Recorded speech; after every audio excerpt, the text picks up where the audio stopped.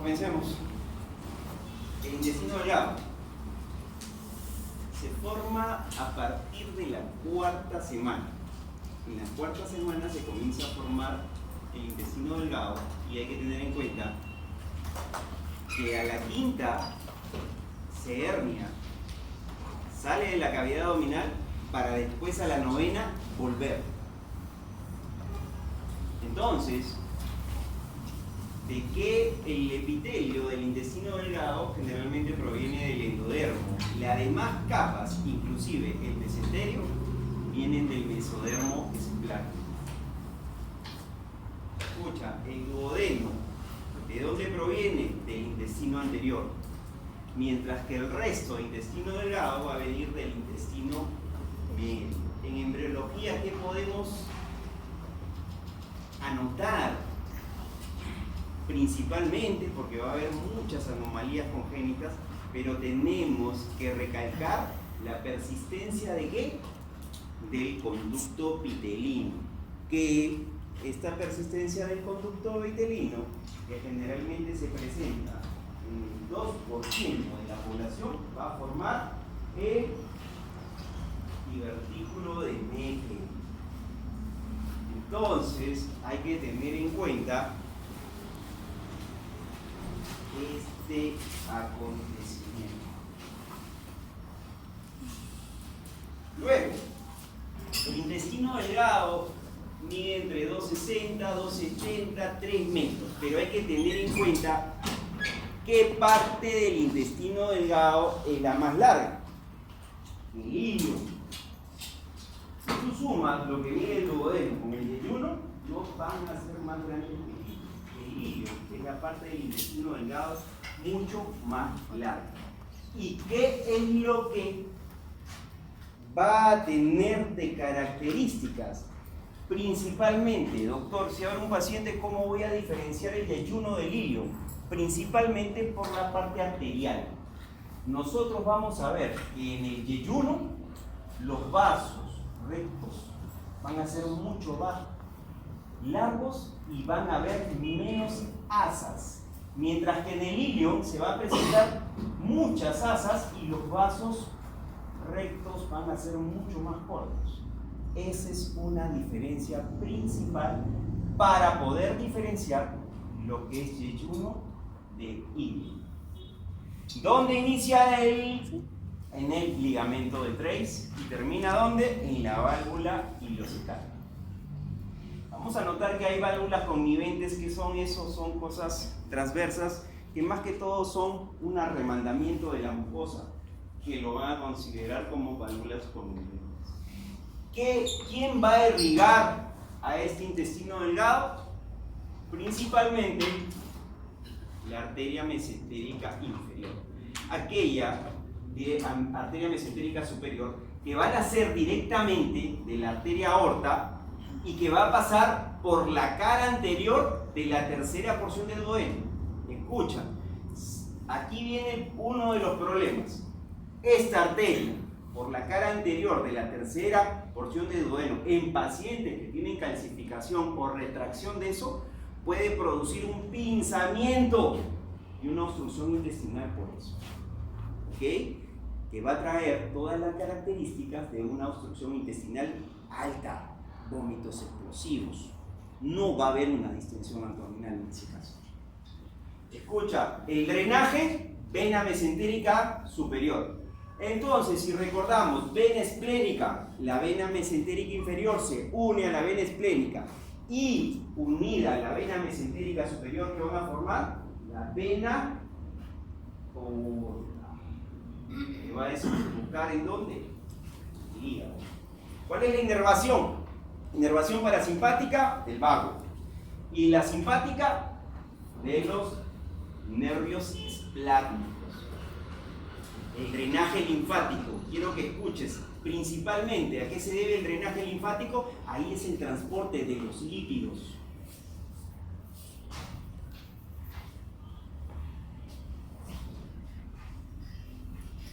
La anatomía microscópica, rápidamente, 4 capas: serosa, muscular propia, submucosa y mucosa muscular. Entonces aquí tenemos que ver, si a mí me preguntan cuál de las 4 capas es la más fuerte con la cual un cirujano debe hacer una anastomosis.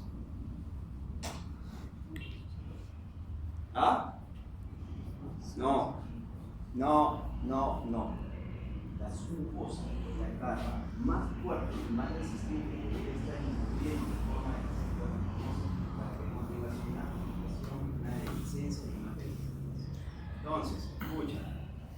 4 capas: serosa, muscular, submucosa. Aquí tienes que entender que en la capa serosa, un epitelio simple. En la muscular, tienes que recordar siempre el cile, circular interna y longitudinal externa. Son 2 capas. Y entre estas capas, ¿qué vas a encontrar? El peso, el plexo de Auerbach. Mientras tanto, vamos a entrar a la submucosa, donde vamos a tener bastante tejido de colágeno y vamos a encontrar otro plexo. ¿Cómo se llama ese plexo? Meissner. En la capa mucosa, en el epitelio, donde habíamos dicho que era, ¿de dónde provenía? ¿Del mesodermo o del endodermo? Del endodermo, ¿cierto? Entonces, ahí vamos a encontrar, el 90% van a ser enterocitos absorbativos, células caliciformes, células de Panek, etcétera, etcétera, etcétera. Continuemos rápidamente esta parte. El tracto gastrointestinal. Entonces, ¿para qué nos sirve el intestino? ¿Para llenarlo de qué? De un montón de alimentos que no nos sirven, ¿no es cierto? ¿O no? No, el intestino delgado, pues, ahí se va a producir todo lo que es la digestión. Van a llegar un montón de nutrientes y por procesos mecánicos y químicos se van a transformar en pequeñas moléculas para ser absorbidas y ser aprovechadas por nuestro organismo. El intestino delgado, como les había dicho, trace, duodeno, hasta la válvula ileocecal. Vamos a ver componentes anexos, páncreas, hígado, vesícula, que en conjunto van a producir toda una serie de transformaciones, van a tener muchas enzimas, muchos complejos para transformar todos esos elementos en pequeños. Un ejemplo, por ejemplo, las grasas. Por ejemplo, las grasas, nosotros tenemos, ¿qué van a hacer las grandes cadenas? ¿Cómo se van a romper estas cadenas? Las sales biliares van a hacer que estas cadenas sean mucho más pequeñas. Y la lipasa va a agarrar que estas cadenas pequeñas sean mucho más pequeñas para que sean absorbidas por los linfáticos, sean transportadas para el aprovechamiento de la energía. Obstrucción intestinal, obstrucción del intestino delgado. Como la patología, una de las patologías de emergencia más frecuentes. Un paciente que te va a llegar obstruido generalmente te va a llegar a la emergencia. Es muy raro que te llegue a la consulta, al consultorio externo. Es un paciente y te voy a mostrar aquí. Este cuadro es un cuadro gringo, donde ponen en primer lugar a las adherencias como la primera causa de obstrucción intestinal. Los gringos, segundo tema, neoplasias como en segundo lugar, y en tercero recién ponen las hernias, cuarto la enfermedad de Crohn y el resto, bueno, misceláneas como persistencia del divertículo de Meckel, etcétera, etcétera, etcétera. Eso pasa en Estados Unidos. Aquí en Perú no. Aquí en Perú sigue siendo las adherencias en primer lugar y en segundo lugar las hernias. ¿Por qué? Porque todos los gringos que tienen hernias tienen un seguro privado y se la operan rápidamente. ¿Ok? Perfecto. Entonces, ¿cuáles son las operaciones más frecuentes que producen adherencias? Principalmente las ginecológicas, ¿no? Poscesárea, poshisterectomía, también pueden haber la apendicectomía, la colon, pero principalmente problemas ginecológicos. Y no solamente ginecológicos, que pueden también ser inflamatorios e infecciosos. Ejemplo, un acceso tubovárico roto que puede traer un apelotamiento de intestino delgado en esa zona, formar un plastrón y una obstrucción intestinal. Y aquí, entonces, ¿cuáles son las lesiones extrínsecas que van a producir una obstrucción intestinal? Yo les había dicho casi siempre las posoperatorias. Una vez que tú llegó el paciente y tú le has descartado que este paciente no se ha operado, entonces definitivamente tienes que ir a buscar hernias.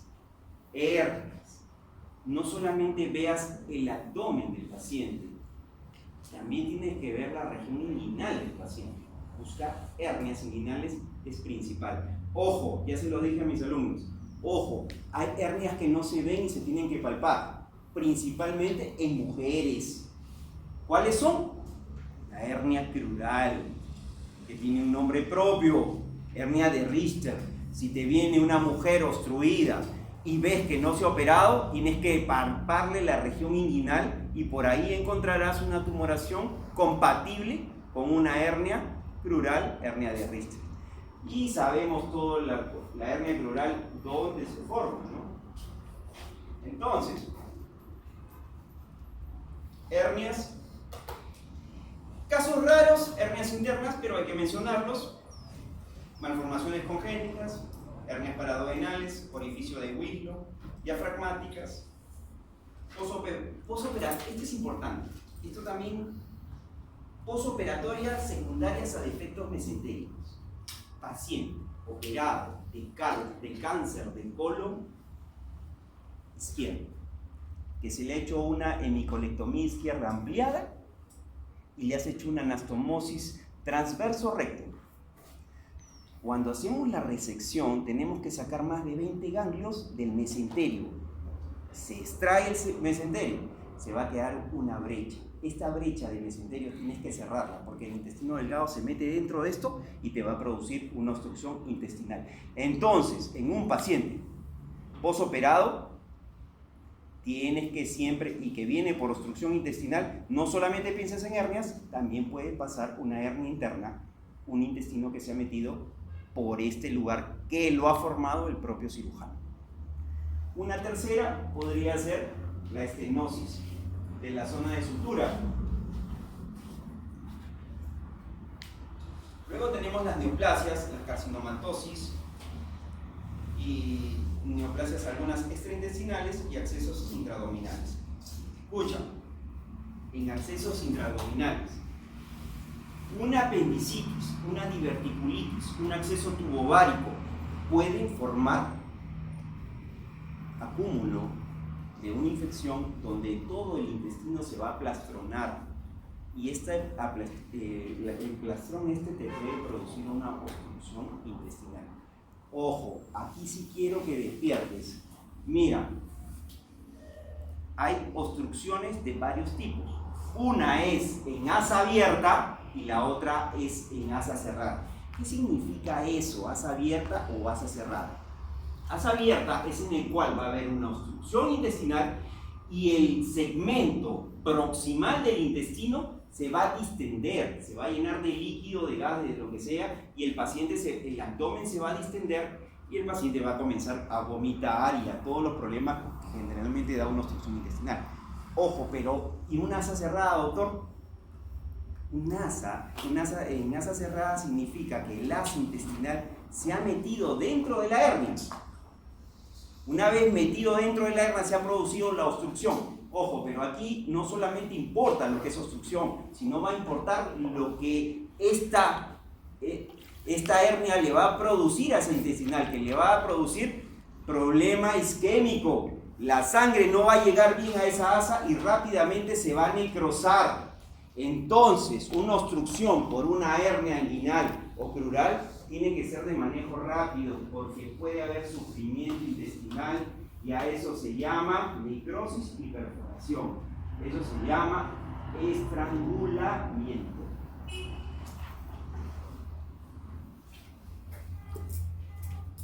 si viene un paciente con dolor abdominal y encuentras una hernia, tienes que operarlo. ¿Qué significa lo que te estoy diciendo? Operarlo rápido.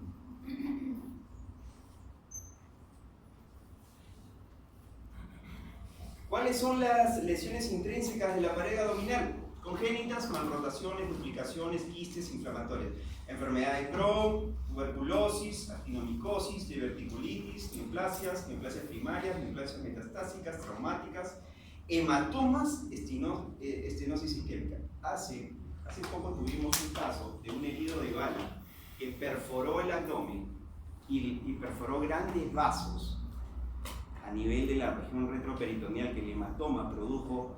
Fue el hematoma tan grande que produjo una obstrucción intestinal del duodeno.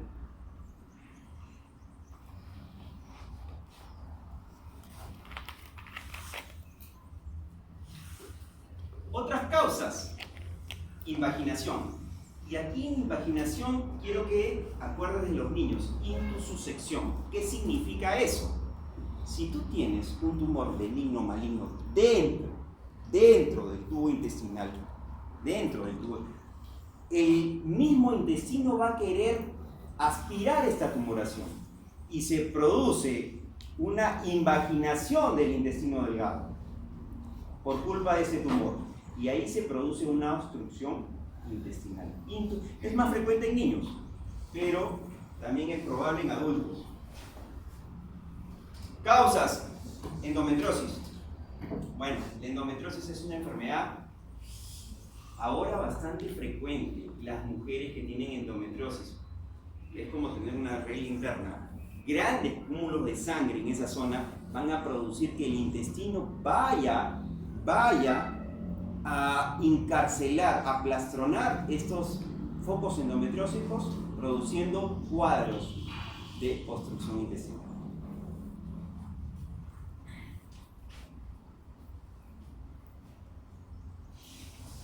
Estenosis por radioterapia, pacientes irradiados, próstata, ginecológicas, cálculos biliares. Y el paso, la formación de una fístula entre la vesícula y el duodeno produce el paso del cálculo, y este cálculo viaja a través de todo el intestino y se obstruye a nivel de la válvula ileocecal. Entonces, un cálculo biliar puede producir una obstrucción intestinal. Un enterolito, ¿qué es eso? Es lo mismo que un cálculo, pero no se ha formado en la vesícula, sino se ha formado en el intestino. Gente que come cuerpos extraños, besoas, etc.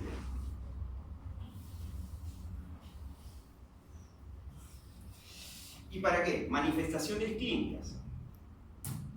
En anamnesis, dolor abdominal hipocólico, náuseas y vómitos, distensión abdominal y estreñimiento.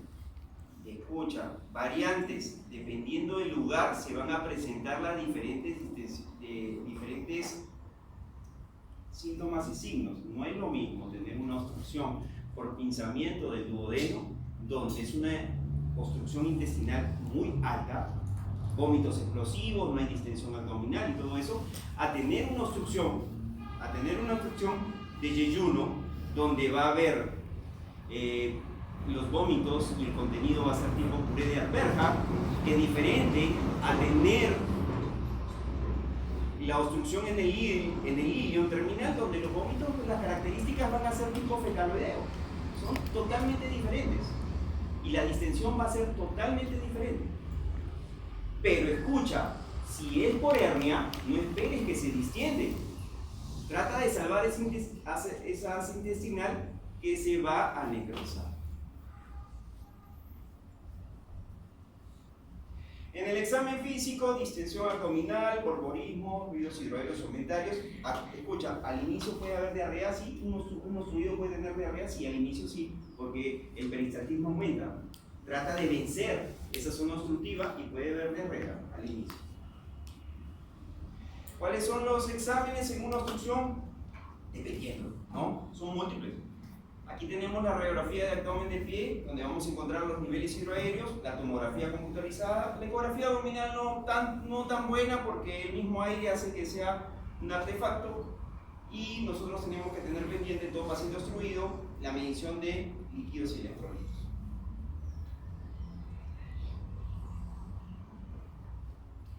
que estábamos hablando, tenemos obstrucción simple o con estrangulamiento. Aquí es importante hernias, hernia plural, llamada hernia de Richter. ¿Por qué? Porque el segmento antimesentérico se ha metido dentro de esta cavidad. Hernia de Richter.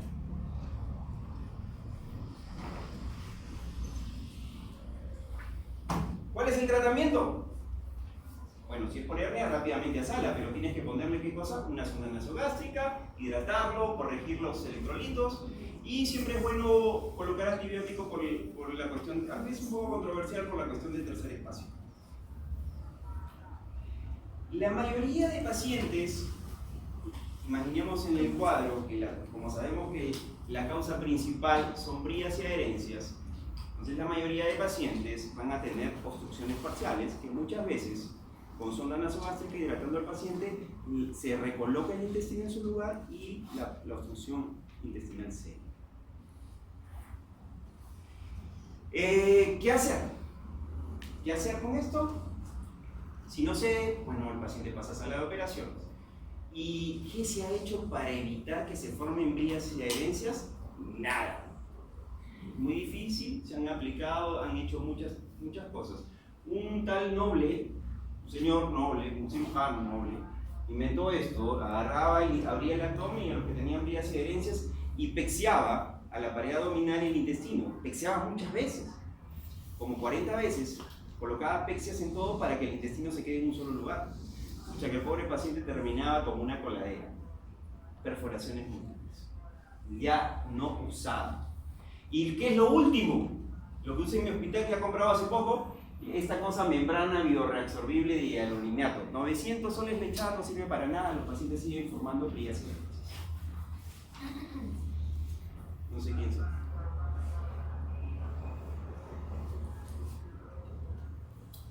¿Qué es lo que tenemos que diferenciar en nuestros casos de pacientes que tienen obstrucción intestinal? Tenemos que descartar que esto no sea un hilio.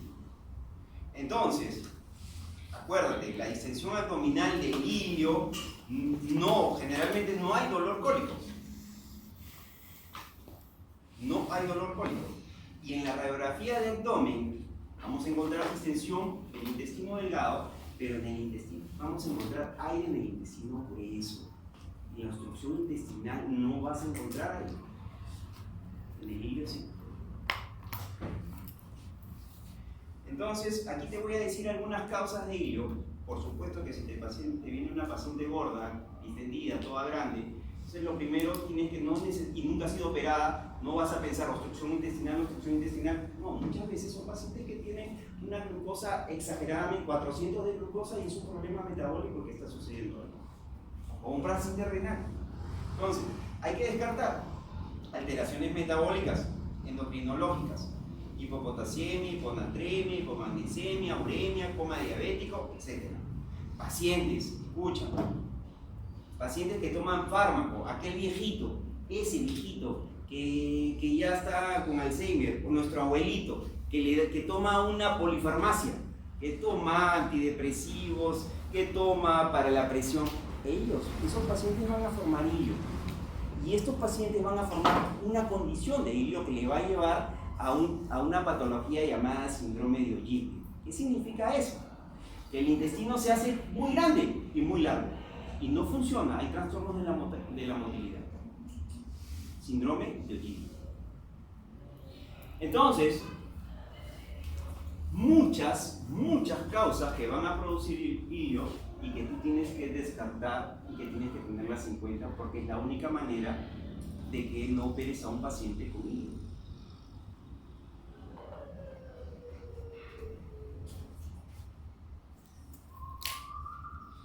Enfermedad de Crohn. Esto no hay acá en Perú. Hay en Estados Unidos, hay en Alemania, hay en los países escandinavos. Es una patología bastante propia de ellos. Pero escucha, si te viene un paciente con dolor abdominal y diarrea una vez, bueno, sí, le cayó mal tal comida. Bueno, a la siguiente semana viene con lo mismo. Al mes me dice, doctor, ya no son una diarrea, ya son 3, 4 diarreas y dolor abdominal. Y es gringo, sospechen enfermedad.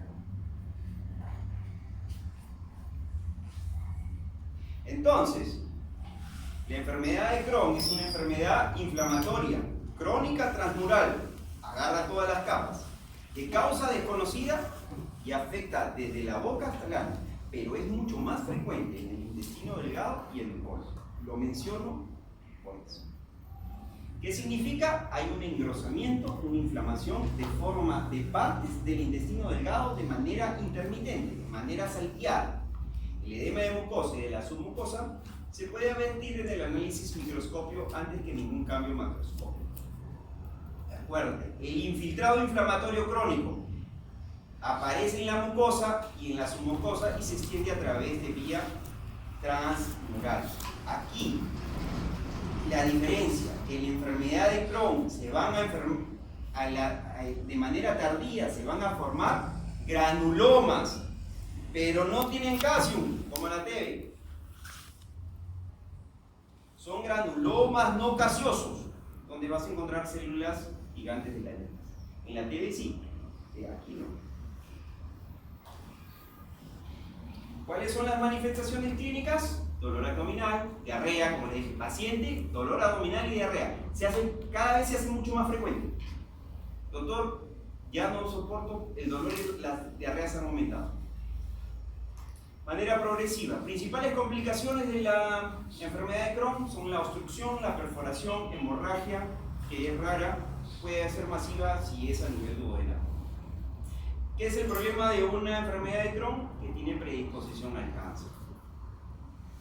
Debe sospecharse, todo paciente que tú creas que tiene enfermedad de Crohn, tienes que hacer una revisión anal porque muy probablemente este paciente tenga fístulas anales. ¿En qué se diferencia una fístula común de una fístula anal de una enfermedad de Crohn?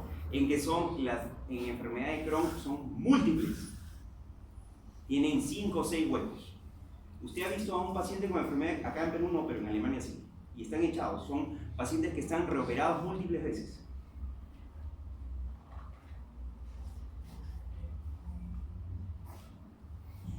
Entonces, ¿qué hacer? Los estudios con vario. ¿Qué otra cosa más? Vas a encontrar ahí los trayectos fistulosos múltiples. También vas a encontrar zonas estenosadas del ilium y vas a encontrar, imagínate un intestino delgado correcto y aquí estenosado normal, y a eso se le llama signo de cordón de Cantor. ¿De acuerdo? El signo del cordón. Entonces, como no tiene causa la enfermedad de Crohn, tenemos que hacer un diagnóstico diferencial y descartar todas para recién quedarnos con enfermedad de Crohn. En pocas palabras, tienes que descartar una serie de enfermedades, que ahí te las pongo: inflamación bacterianas, tuberculosis intestinal, aquí en nuestro medio, pero tuberculosis intestinal principalmente, infestaciones protozoarias, amebiasis y una serie de enfermedades que pueden ser compatibles con enfermedad de Crohn. Entonces, hay que descartar todas estas para que recién nos quedemos con Crohn. El tratamiento, si no tiene causa, no hay cura. Y si no hay cura, se han tratado con diferentes fármacos, y una de esas es la sulfasalazina, polémico, la mesalamina, también corticosteroides, prednisona, budesonida, una serie de fármacos, inclusive inmunodepresores, acetate, metrotexate, una serie de cosas que al final ninguna de estas llega a la cura, cierta mejoría, más no cura. ¿En qué casos se van a operar en estos pacientes? Generalmente en casos donde haya perforaciones y obstrucción intestinal. ¿Qué se hace? Si tú entras a un paciente con Crohn y encuentras un intestino inflamado, nada. Si encuentras esa zona de estenosis, solamente la zona de estenosis es la que vas a tratar. Antiguamente se sacaba todo el intestino y el paciente quedaba con un intestino corto y es incompatible eso con la vida, porque los trasplantes intestinales todavía son muy polémicos. Entonces, acuérdate, si yo voy a tratar una estenosis, solamente debo tratar la parte afectada, no la inflamación. Puedes tú encontrar varias partes inflamadas del intestino delgado, esas no tocarlas, solamente la parte que me ha producido la estenosis.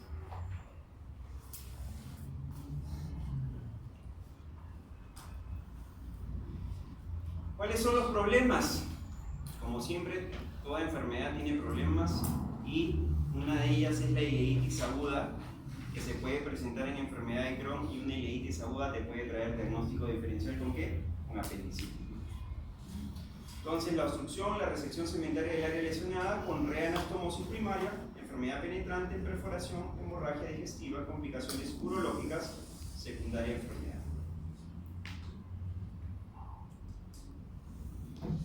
Otra de las enfermedades que también son raras y que afectan al intestino delgado es la enteritis tifoidea, causada fundamentalmente por la Salmonella typhi.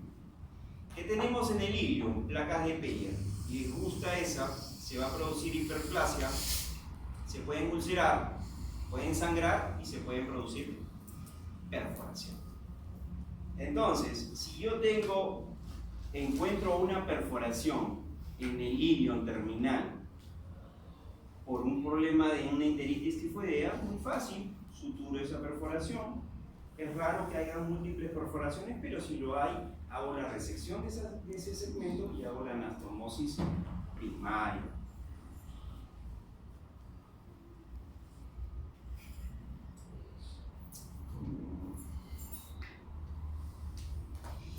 En nuestro medio, la tuberculosis intestinal. Yo creo que después del pulmón, la parte intestinal vendría a ser el segundo órgano que más se afecta con la tuberculosis. Estamos en primer lugar de tuberculosis en el mundo. Antes era Haití y nosotros éramos segundo. Ahora somos primero, imagínate. ¿Dónde estamos? El foco más frecuente de la lesión intestinal por Mycobacterium tuberculosis es el ilion distal y el ciego. Entonces, la superficie serosa está cubierta de múltiples tubérculos y con frecuencia los ganglios linfáticos mesentéricos aumentan de tamaño y se endurecen. ¿Qué quiere decir? Que se va a formar una gran inflamación en el ilio que te puede traer una cosa llamada tuberculoma, ese es el nombre que le hemos puesto aquí en Perú, tuberculoma, y eso te va a producir un caso de obstrucción intestinal. Ojo, no todo paciente que tiene tuberculosis en el pulmón va a tener tuberculosis en el intestino. No necesariamente. No necesariamente. La lesión histológica más característica es el granuloma. Aquí sí es diferente al otro granuloma de la enfermedad de Crohn.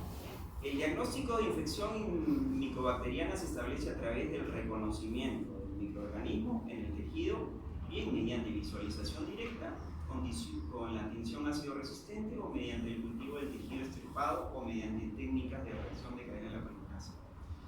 Entonces, ¿cuáles son las indicaciones principales para operar a un paciente con tuberculosis? Tú encuentras aquel paciente con tuberculosis, con ascitis, con gránulos de mijus y está con el abdomen balonado, ese no se opera. Ese no se opera. Si tú lo operas vas a tener un problema, le vas a formar un problema, porque este paciente es un paciente desnutrido, malnutrido, y vas a abrir esa pared se va a eviscerar, esa pared no va a cerrar, y en el momento de operarlo le vas a producir múltiples perforaciones. El intestino del tuberculoso es muy blando, se perfora y se apertura con mucha facilidad. Ese no se opera. ¿Cuál se opera? El que tiene tuberculosis. O sea, aquellos pacientes que están obstruidos por un tuberculoma, esos son los pacientes que se van a operar.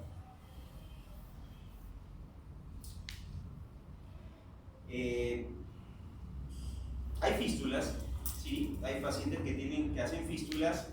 ¿Y qué pacientes puede ser? No, si es intestino a intestino nunca te vas a dar cuenta, pero escúchame, si es del intestino a la vejiga, Sí, ¿no?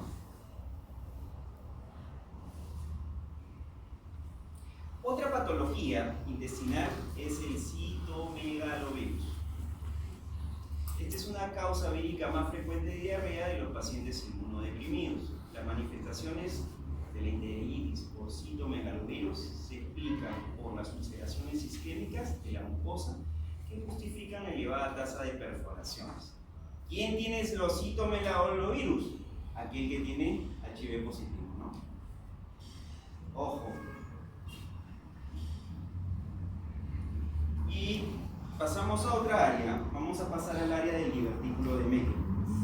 El divertículo de Meckel es la permanencia del conducto ómpalo-mesentérico o conducto vitelino. Generalmente los van a tener 2% de la población.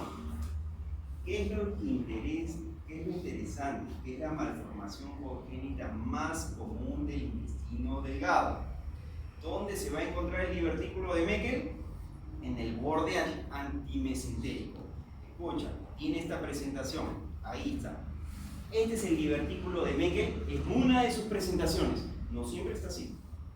Un divertículo de Meckel con esta presentación es un divertículo que va a tener generalmente mucosa o gástrica o pancreática o colónica. Muchos de estos pacientes, ¿por qué producen hemorragias? Si tú tienes mucosa gástrica y se va a producir todo el ácido, en esta zona de aquí definitivamente va a sangrar. Y hay otra presentación. Esto es un divertículo de Meckel. ¿Dónde está el divertículo de Meckel? Aquí. Muy diferente al otro. Es donde se ve una seña fibrosa. ¿Qué me va a producir esto? ¿Me va a producir mucosa gástrica, pancreática, colónica? No, esto que va a producir que el intestino delgado se enrolle a través de esta banda fibrosa y se produzca, ¿qué cosa? Una obstrucción intestinal.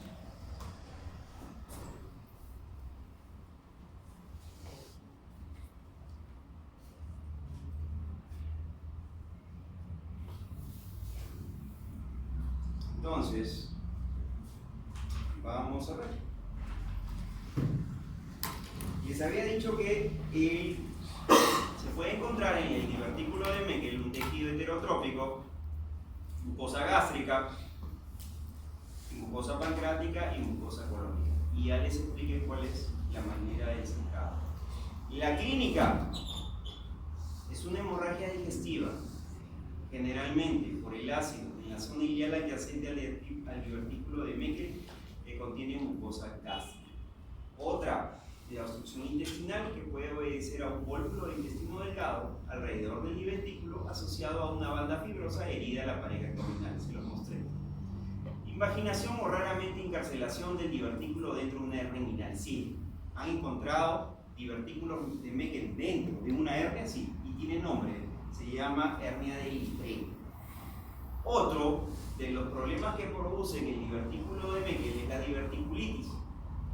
Una diverticulitis no tiene ninguna diferencia con una apendicitis. Muchas veces tienen un cuadro muy similar en el cual tú puedes confundir. ¿La diverticulitis puede evolucionar hacia una perforación y una peritonitis? Sí, durante la exploración de una posible apendicitis. Entonces, si tú vas a operar a una paciente con apendicitis y encontraste el apéndice sano, tienes que de todas maneras buscar el divertículo de Meckel entre los 40 y 60 centímetros de la válvula ileocecal. Yo, generalmente, 100 centímetros. Si yo entro a operar y veo que el apéndice, por una posible apendicitis, y veo que el apéndice está sano, yo generalmente reviso hasta 100 centímetros por la opción de que se pueda presentar y lo deje delgado. Ahora, las neoplasias también pueden presentarse en el divertículo de Meckel, sí, principalmente cuando están relacionadas a los tumores endocrinos. La pregunta es a la inversa. Si tú ya te recibiste, eres cirujano, hiciste esto, o eres residente de tercer año y programaste a un paciente a hacer las operaciones y lo quieres operar a este paciente porque tiene una probable apendicitis. Entraste a operar y el apéndice estaba enfermo. Sin embargo, aparte de tener el apéndice enfermo, encontraste que el paciente tenía un divertículo de Meckel. ¿Qué haces? ¿Quién me dice? Le operas el apéndice, le operas el divertículo, le operas el divertículo. ¿Le sacas los dos o no? Ojo. ¿Ah? ¿Nadie dice nada? Si es un niño, ustedes le hacen la apendicectomía y le tratan el divertículo. Si es un adulto, solamente la apendicectomía. El divertículo no. Es bastante controversial, pero es mejor dejar el divertículo. El divertículo en ese momento no tiene ninguna parte.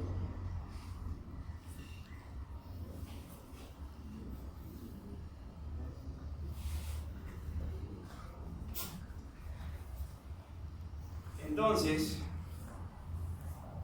eso es lo que más nos puede confundir una apendicitis y encontrar un divertículo. Y bueno, entramos a la siguiente parte y vamos a hablar de algo que es bastante raro, pero también está dentro del tema, tumores del intestino delgado. Entonces, es bien raro que alguno de los médicos diga, bueno, este señor o esta paciente va a tener por la sintomatología de dolor abdominal y todo va a tener un tumor intestino delgado, ¿no? Son poco frecuentes, pero sin embargo vamos a ver que hay múltiples enfermedades y tumores que son bastante, digamos, son bastante raros, pero se presentan. Y vamos a comenzar con los tumores neuroendocrinos carcinoides. Al hablar de esto, estamos hablando de un tumor, y acá dice que es la neoplasia maligna más común del intestino delgado y más frecuente en el ilion. Es controversial, esto lo saqué en un libro gringo. Los libros también hablan de que el adenocarcinoma puede ser el más frecuente, es difícil saberlo. Hay varias literaturas sobre eso. Entonces, ¿qué es lo principal que van a presentar y qué características tiene un tumor neuroendocrino carcinoide? Los de yeyuno e ilion son principalmente, van a sintetizar serotonina. ¿Por qué tipo de células? ¿Cuáles son las células? Las células enterocromafílicas. Los de duodeno, producción de gastrina por células G y también somatostatina por las células T. Lo que sí tienes que memorizar que los tumores neuroendocrinos carcinoides van a estar asociados a síndromes neoplásicos como la neoplasia endocrina múltiple o la neurofibromatosis tipo 1. ¿Vas a tener que memorizar eso?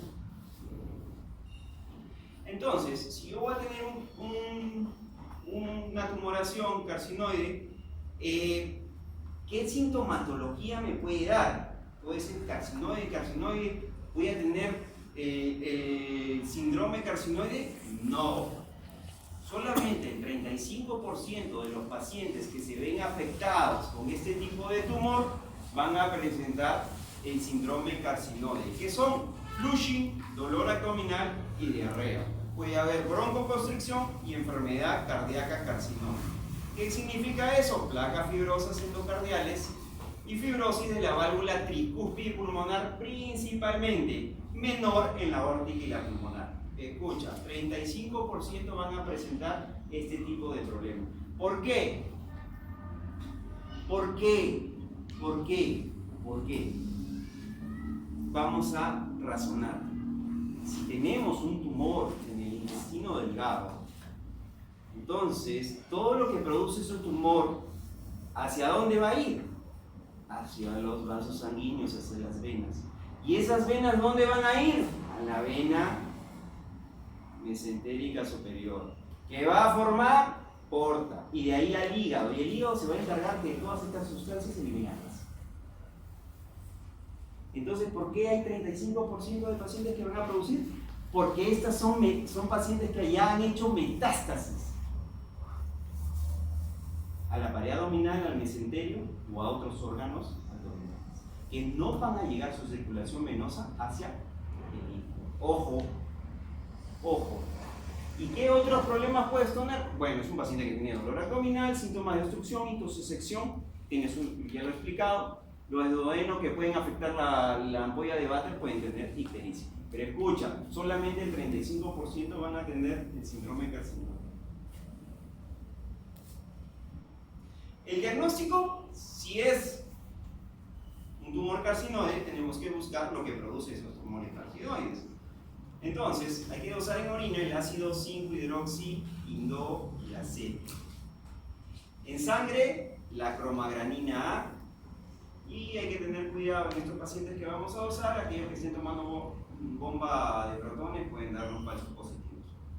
¿Cuál es el tratamiento quirúrgico de estos pacientes? El tratamiento es una resección amplia, mesenterio y linfoadenopatía. ¿Cuál es el pronóstico de un paciente con tumor carcinoide? Casi todos mueren. Sí, casi todos mueren. Luego, el adenocarcinoma.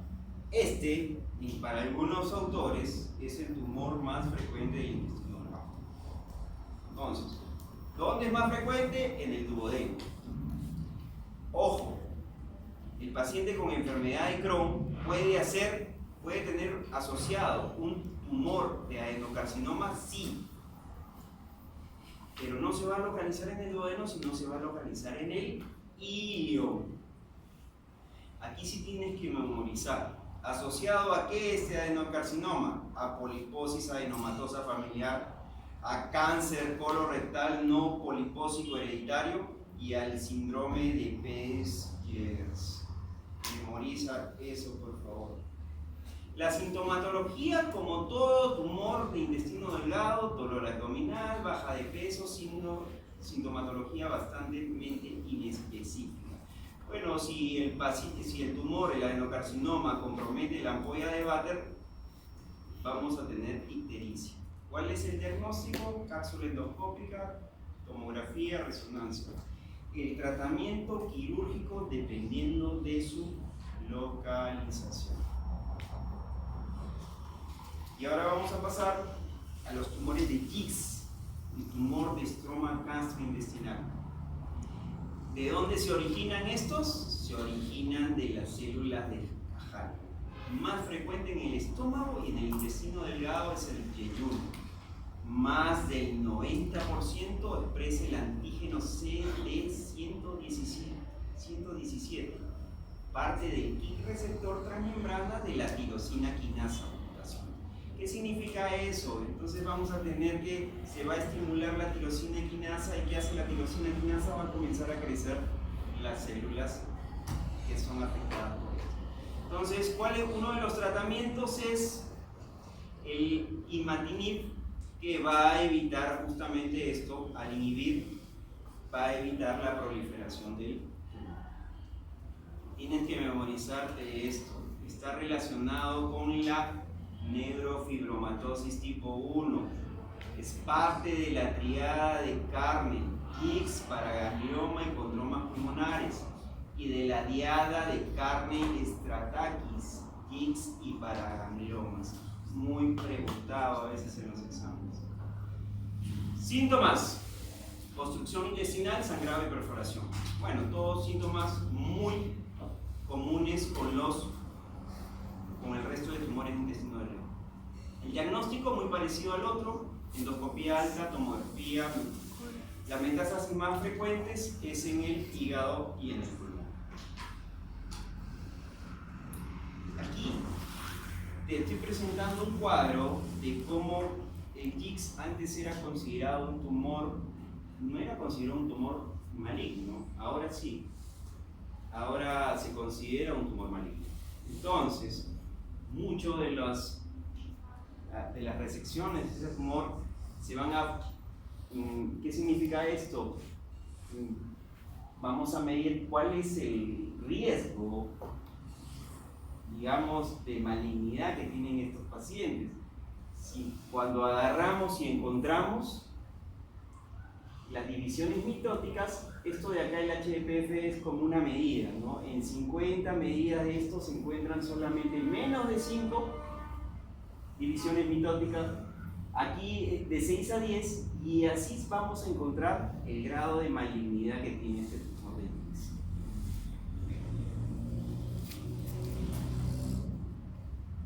El tratamiento depende de la localización. Si es local, resección segmental. Perimbular, un Whipple. El preoperatorio, el tratamiento médico imatinib. En el postoperatorio también se le puede dar a aquellos que miden más de 3 centímetros y tienen riesgo moderado alto. Los no resecables o metástasis, tratamiento con imatinib, o se puede progresar a otra droga llamada sunitinib. El linfoma, otra patología que se encuentra en el intestino delgado. Raros, también es raro. Los linfomas, los que son de origen de las células B, y todos los tipos que vienen de ahí, como el linfoma difuso de células grandes, linfoma de células del manto, el linfoma de células B de mucosa asociado a tejido linfoide, conocido frecuentemente como MAIT, el linfoma folicular y el linfoma de Burkitt, y el linfoma inmunológico. O sea, son variedades de subtipos de origen de células B. Y generalmente el tratamiento de un linfoma es quimioterapia, ¿no? La cirugía es poco, generalmente si hay alguna complicación es poco dada. Generalmente la quimioterapia tiene un pronóstico dependiendo del subtipo que se ha hecho. Hay que asociar, y esto es pregunta, que uno de los subtipos del linfoma de origen de células B, el IMAT, generalmente está asociado al Helicobacter pylori, y cuando mide más de 5 centímetros se le llama tumor de Pulky. Y lo que vienen de los linfomas de células T están generalmente asociados a enfermedad celíaca, localizados en la parte proximal del intestino. Estos tienen pacientes con HIV, conteo bajo en CD4, alto riesgo de desarrollar linfomas gastrointestinales de células T. Síntomas comunes: dolor abdominal, obstrucción, sangrado y perforación, muy parecido al resto del resto de los tumores de intestino delgado. Diagnóstico: tomografía computarizada, biopsia, y el estadiaje que se hace con la clasificación de GANA por el claso de, aunque ya no es muy usado. Aquí es otro cuadro para ver cómo se clasifican los diferentes estadios del linfoma intestinal. Como les dije, el tratamiento de quimioterapia sola, asociado a quimioterapia, tratamiento quirúrgico en solo casos de obstrucción, perforación y sangrado. Metástasis hacia el intestino delgado. ¿Cuáles son los cánceres que más dan metástasis al intestino delgado? Principal, melanoma. Melanoma. Si encontramos una metástasis en el intestino delgado, la más frecuente es melanoma. Segundo, cáncer al pulmón, y tercero, cáncer de mama. Síntomas de obstrucción intestinal: ascitis, perforación y sangrado. Tratamiento quirúrgico generalmente paliativo.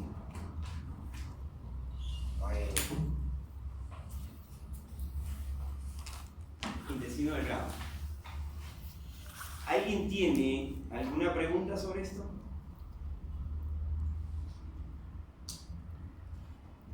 Ojo, no olviden lo de la obstrucción intestinal. No siempre van a encontrar un paciente distendido.